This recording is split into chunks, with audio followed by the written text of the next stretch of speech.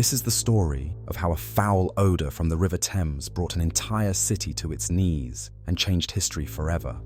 This is the tale of the Great Stink of 1858, a historical hidden gem you won't believe. Did you know that a stench so terrible it became infamous is responsible for the modern sewer systems in London and influenced urban design globally? Well, buckle up, because we're diving into the surprisingly pivotal and pungent summer of 1858. Let's set the scene.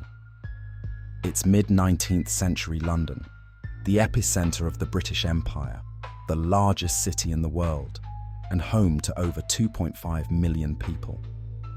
This bustling metropolis symbolized wealth, industry, and progress. But just below its gleaming surface lay a dirty secret. The River Thames, the heart and artery of the city, was little more than an open cesspool. For centuries, Londoners had dumped their waste, human, industrial, and animal, right into the Thames. To make matters worse, the city's medieval drainage system, consisting mainly of street gutters and open ditches, funneled raw sewage straight into the river. Imagine this: no flushing toilets as we know them today. Instead, privies, chamber pots, or worse, cesspits were the norm. When those overflowed, as they inevitably did, everything flowed to the Thames. In fact, the river carried not only waste, but also the toxic runoff from slaughterhouses, tanneries, and breweries. The result? An unimaginably noxious combination. By the 1850s, the Industrial Revolution had not only brought prosperity, but also overcrowding, air pollution, and unchecked urban sprawl. Life for Londoners, especially the working class, was no sanitary picnic. Now add one more twist: sweltering heat. The summer of 1858 scorched England, turning the already smelly river into a gaseous nightmare. The stench permeated everything, invading even the most opulent areas of the city. Parliament, situated right by the river, was not spared. Members of the government reportedly fled meetings because the smell was unbearable. Some even soaked their curtains in lime chloride to mitigate the stench seeping into their halls. The phenomenon became so infamous, it earned its name, the Great Stink. Newspapers had a field day, publishing scathing editorials about the city's filthy state. Some described the Thames as a pestiferous gully or a deadly sewer.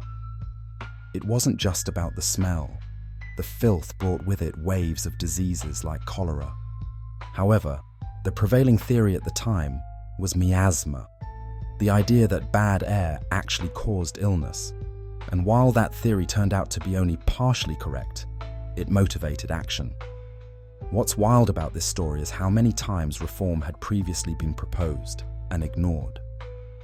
Efforts to tackle sanitation issues had long been dismissed because of political deadlock, financial concerns, or sheer indifference. It was easier to bury the problem, quite literally. But in 1858, the stench couldn't be ignored. Public outrage became deafening. Imagine the memes and chaos on today's social media if this happened now.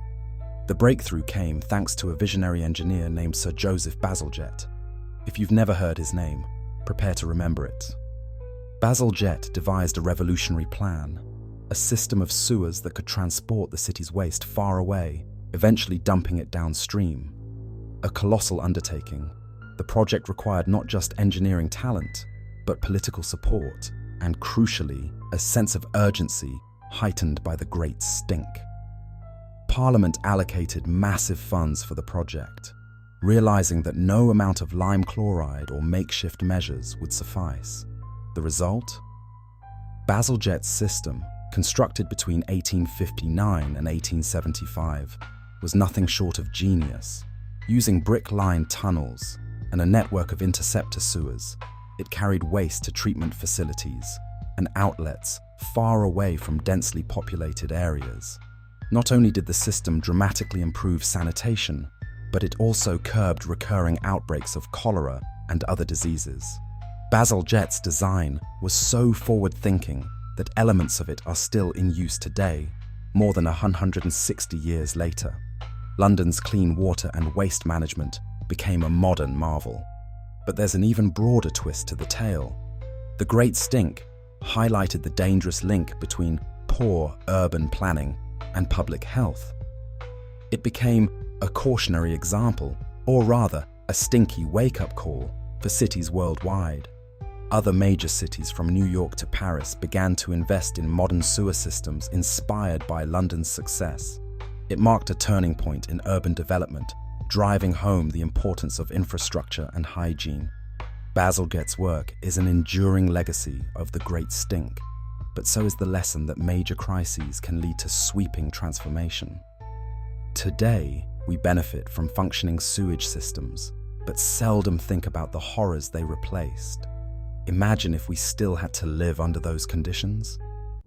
Maybe hold your nose as you think about it. So, what's the takeaway? Sometimes it takes an unbearable crisis to force real change. The Great Stink of 1858 wasn't just a bizarre event. It catalyzed improvements that saved countless lives and shaped urban living as we know it. Next time you flush a toilet or see clean water flowing, you can thank Sir Joseph Bazalgette and maybe even the Great Smelly Summer of 1858. Now, you'll never look at a river the same way again. Stay curious, history lovers, and always remember that sometimes hidden gems lie in the most unexpected places, even at the bottom of a very dirty river.